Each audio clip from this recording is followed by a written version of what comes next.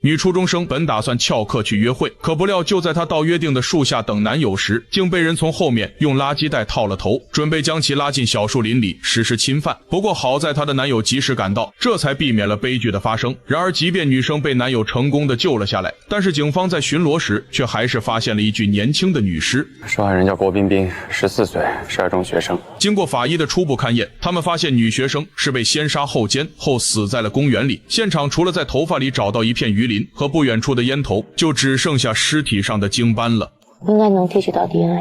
由于案件涉及到未成年学生，所以上级领导立马就成立了专案组，对此事展开了调查。然而让大家怎么都没想到的是，女孩脖颈上致命的勒痕，居然就连经验丰富的法医都推断不出是什么凶器导致的，而且精斑的 DNA 也没有对比出凶手。不过好在他们通过 DNA 比对出了2起未破的强奸猥亵案，于是警方立刻重新询问前2起案件的受害人，试图拼凑出凶手的模样。而据差点被性侵的小萌描述，勒他脖子的感觉好像是金属一类的东西，并且还特别的刮手。虽然当时他被对方从后面勒着，看不清对方的样子，但是他却清晰的记得对方蒙他的塑料袋散发着一股奇臭无比的鱼腥味。鱼腥味儿？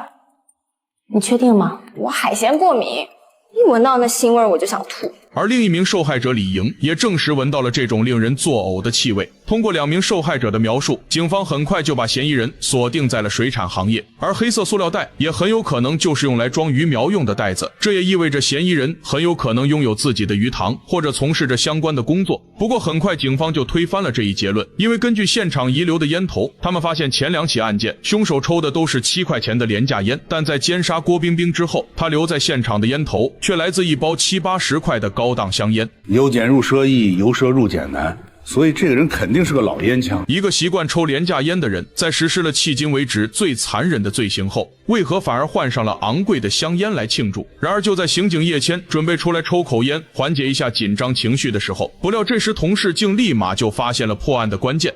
看到了吗？牙齿咬痕，咱的案子有门了。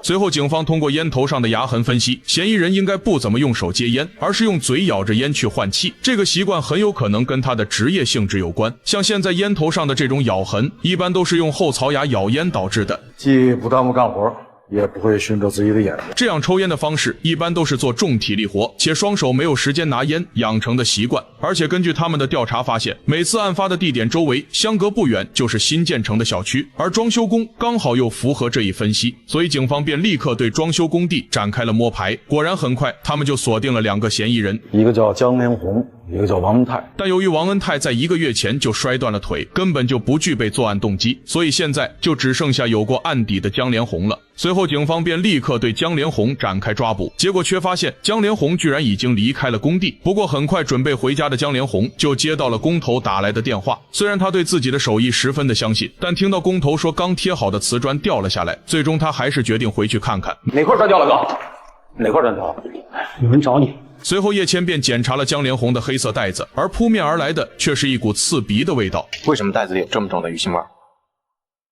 我也不知道。虽然江连红并不肯说出原因，但这也更加让叶谦确定了他很有可能就是凶手。起初江连红面对警方的审讯，死活都不肯承认自己杀了人，可当警察直接拿出了几个女孩的照片后，江连红这才承认了一切。